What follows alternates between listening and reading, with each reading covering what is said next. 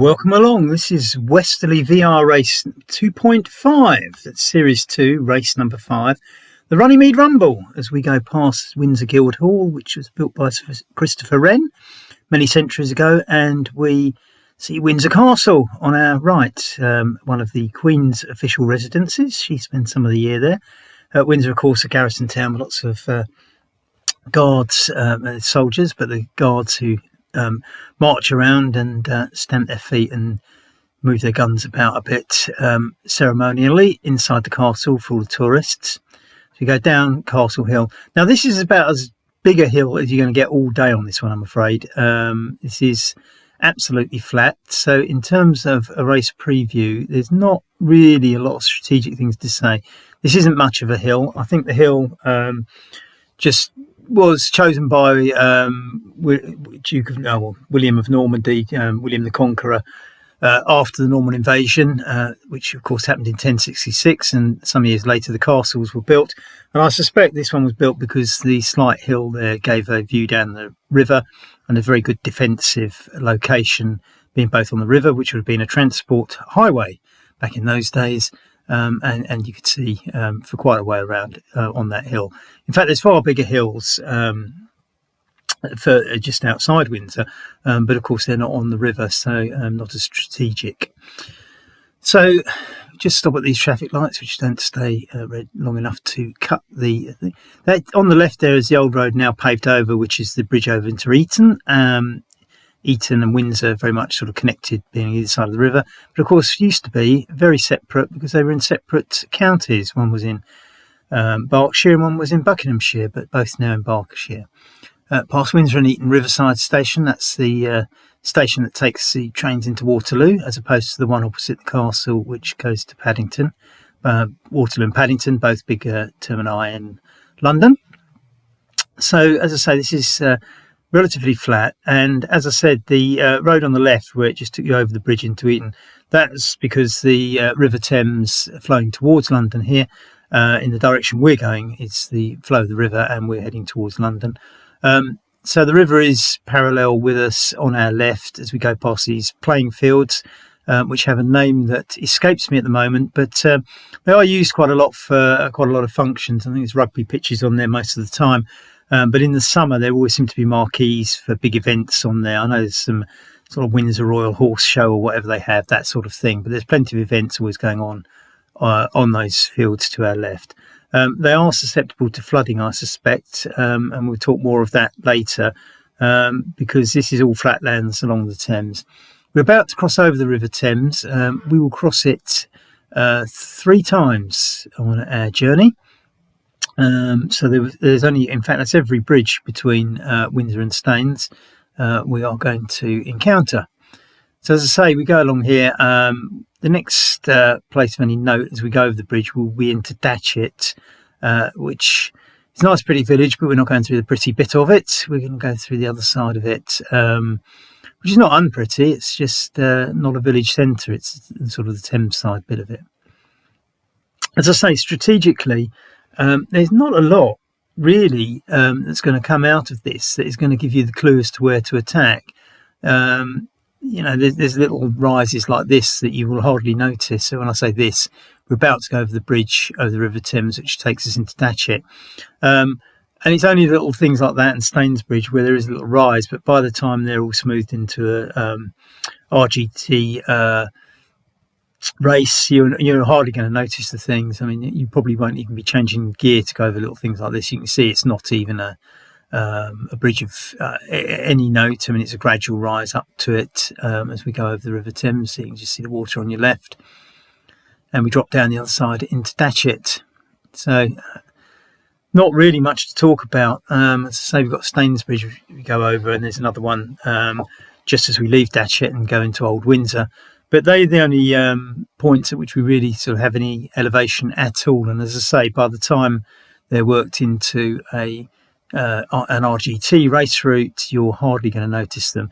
And I would say that even when you're riding them on real roads, you would never ever change gear and maybe just up your power a little bit to get over them, but they're hardly noticeable. So you've got a dead plan flat race, you're going to have to make sure that you're alert, you stay in the bunches.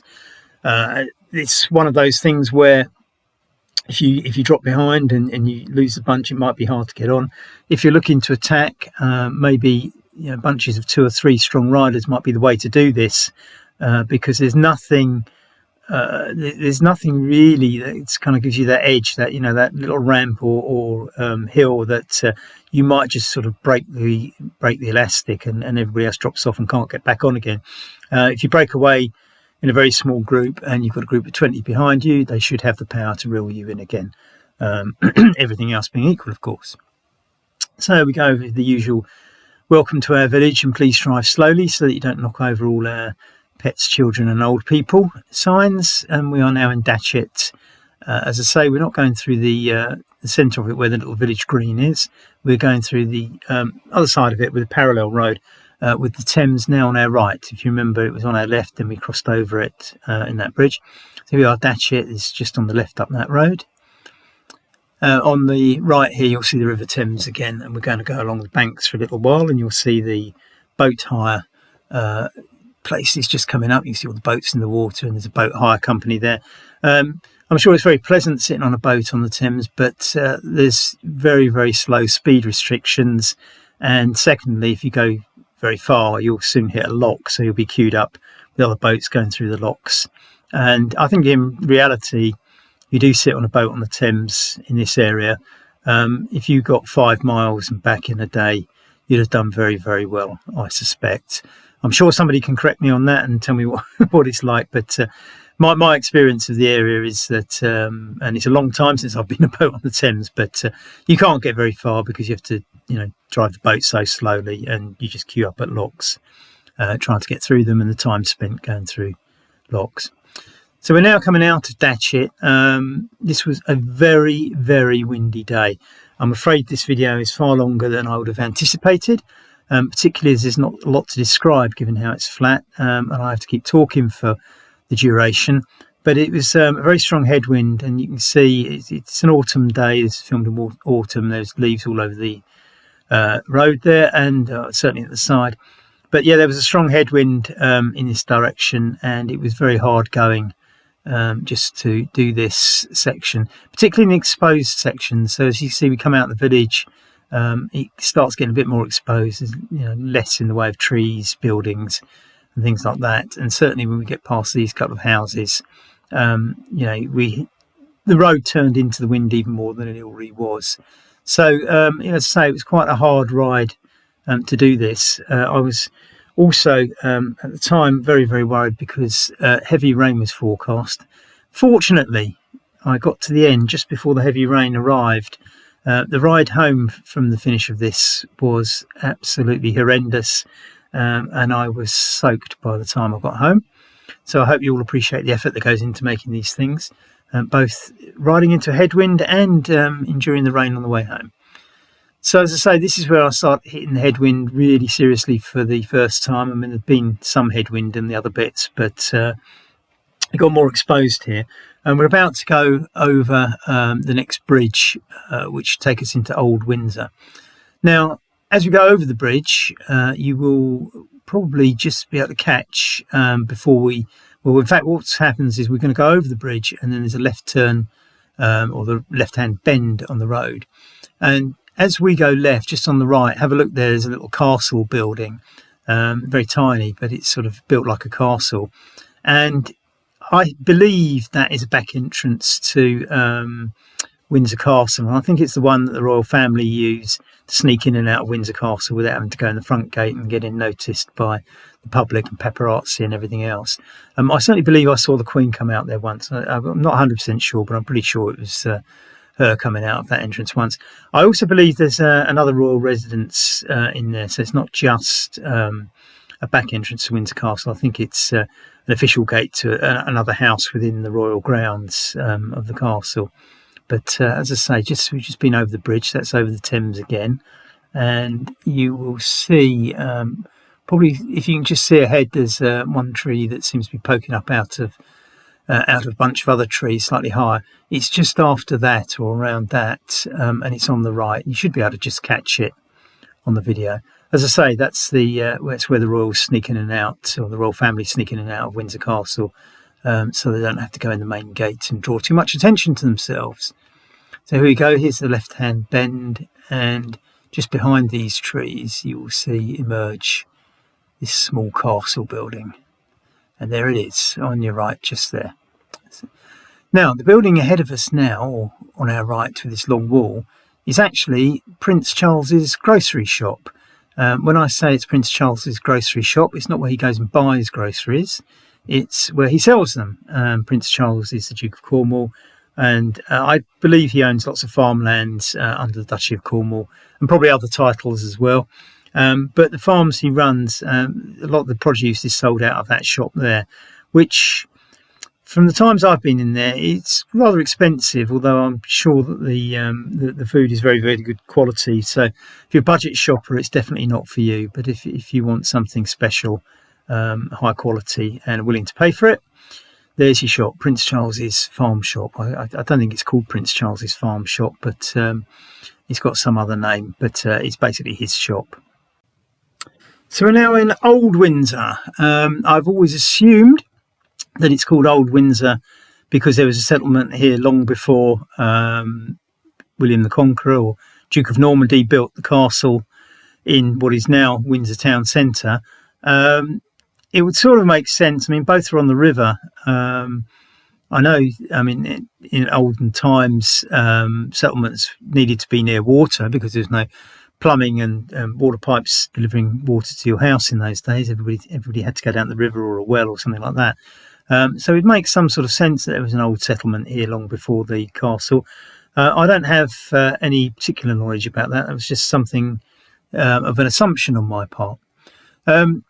Old Windsor, this bit along here, along the main road, is just basically a collection of houses from various eras, all built along at various times. On the right, where that little orange car is turning up there, is what I think of as Old Windsor in terms of there's a sort of a few shops and things like that. And I think that, to me, is where the community of Old Windsor is. A couple of nice pubs along there. We actually cycle along there, or go up there quite a lot, because it leads up to Crimp Hill, which is a fantastic hill. It's sort of kind of very gentle and slow for ages, and then has this sharp ramp right at the end, which brings you out nearly at Windsor Great Park, certainly near Savile Gardens, and you can ride into the park and ride through the park, which we quite often do, and it's very, very pleasant. Popular route for local cyclists. And in fact, Crimp Hill isn't the only, there's a long row of, there's a long escarpment along on our right. You can't see it from here, but you will do when we arrive in Runnymede. And there's, as I say, there's two ways up there. There's Crimp Hill through there, or there's Priest Hill, which we'll come to in a minute.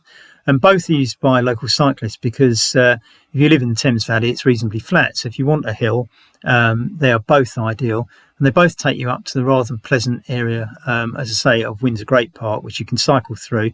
Windsor Great Park is a huge park. In fact, the 1948 Olympic road race for cycling was run in Windsor Great Park. So it's got cycling pedigree too.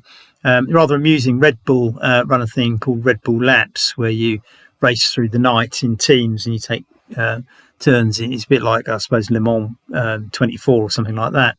And when they first announced it, they said, "Oh, this is the first time ever that a cycle race has ever been held in the Windsor Great Park. Aren't we clever at Red Bull?" To which a flood of people said, "I think you're overlooking the fact that the 1948 Olympic road race was held through Windsor Great Park." So obviously nobody at Red Bull did their research, too busy flying high on their wings.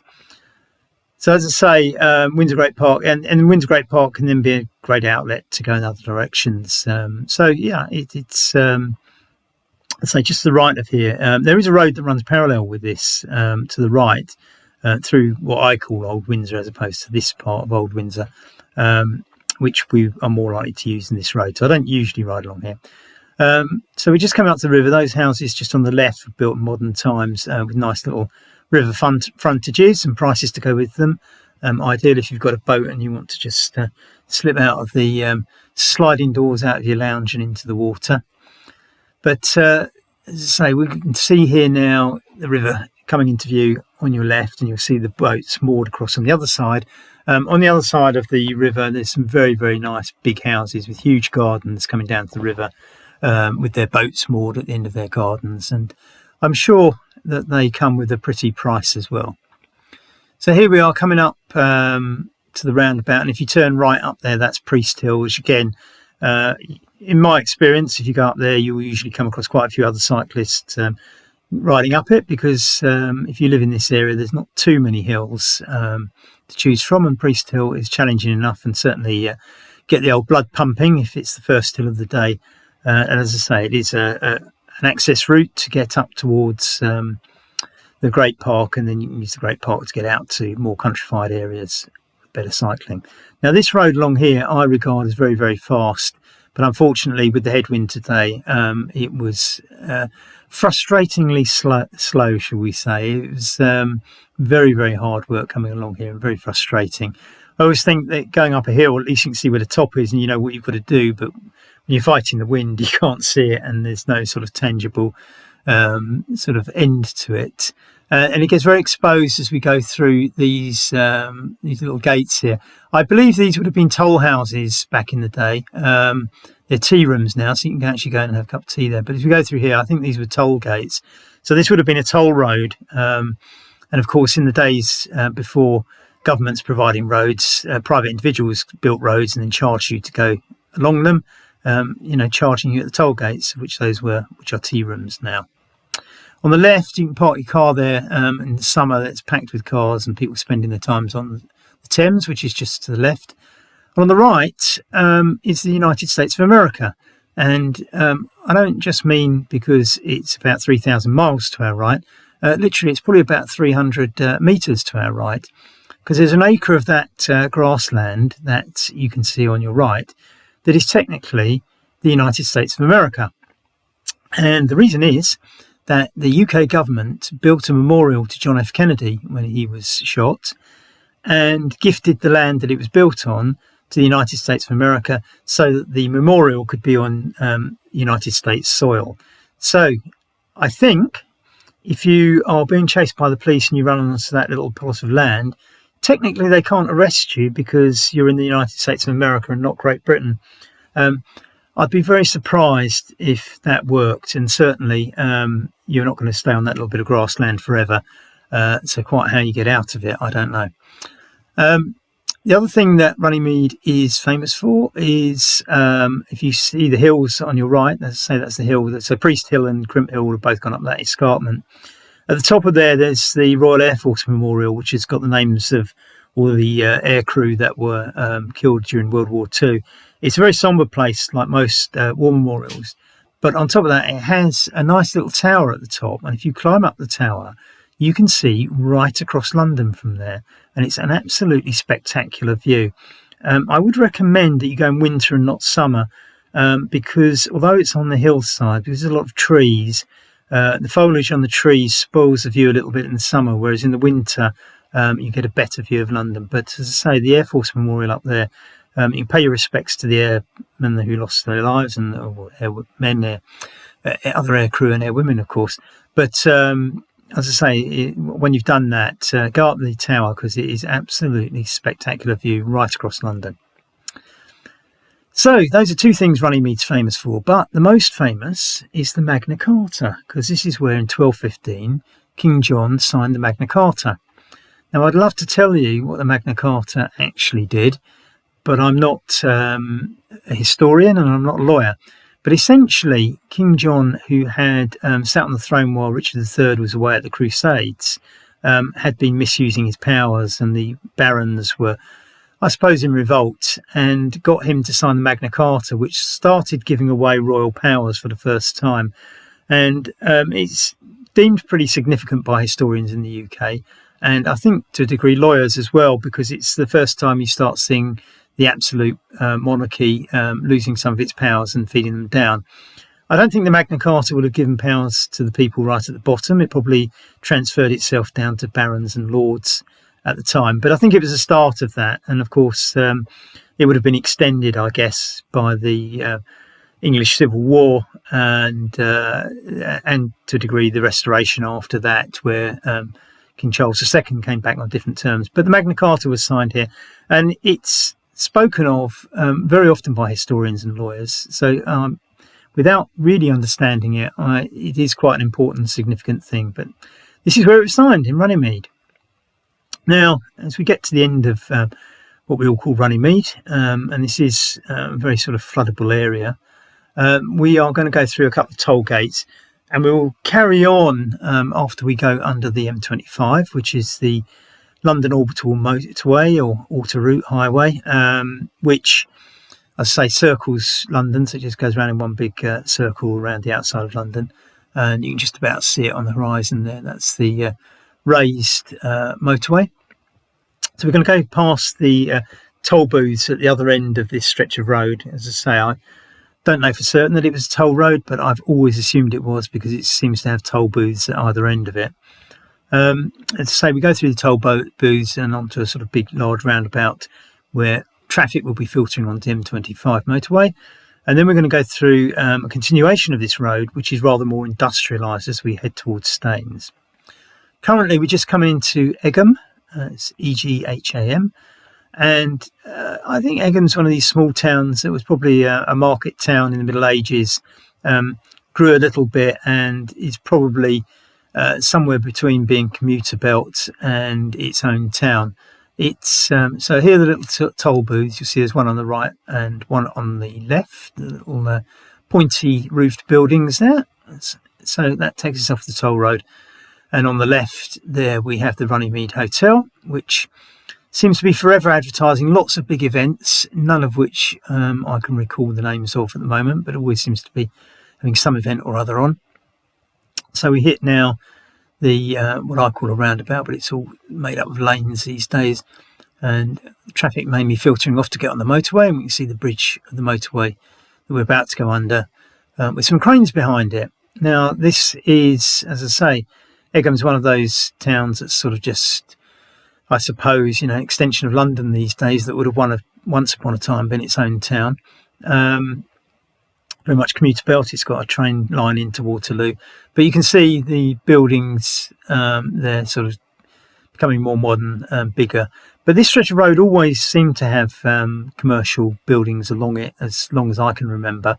I wouldn't like to put a date on when it was sort of industrialised and so forth. But yeah, most of this road along here between Egham and Staines has been sort of commercialised over the years. And I think effectively Egham and Staines have joined themselves into one town.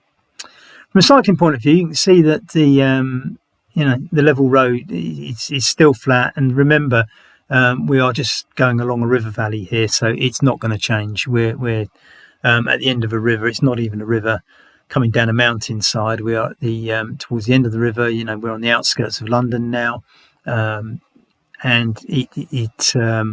the river meanders towards the North Sea. It's fairly flat going through London. There's no big drops, as it were.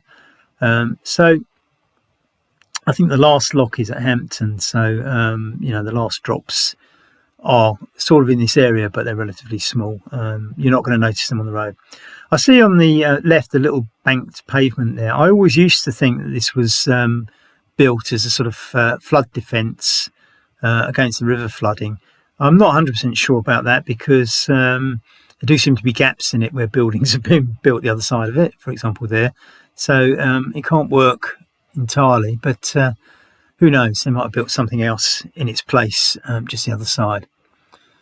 So you can see, again, commercial buildings on our left getting bigger and more modern as Staines and Egham move with the times and become less and less sort of quaint little outlying towns from London. Once upon a time, Staines was, it was in Middlesex, so I always assumed that it was part of Greater London, but it's not anymore. It's now in Surrey.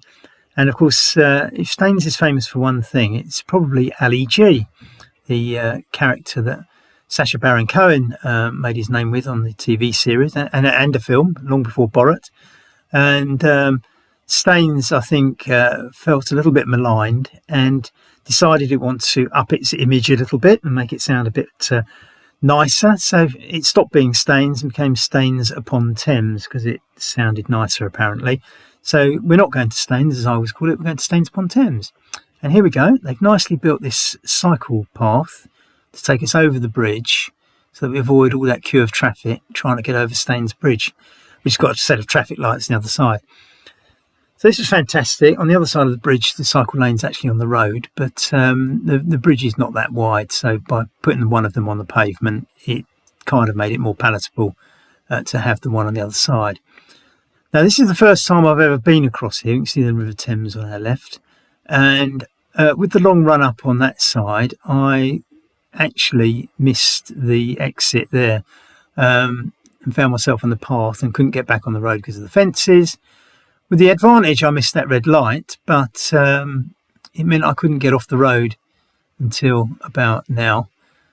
Or get off the path and onto the road, I should say, until about now. So not my finest moment, but one of those, unfortunately, where once I'd missed it, I was a bit confined in what I could do. So now we're coming out the back end of Staines.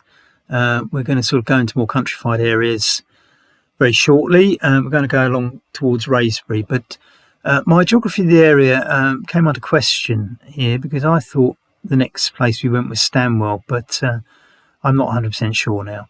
So the building in front of us on the right there is an old railway station. It was once Staines West, which was a branch line of the Great Western Railway. It went up to West Drayton.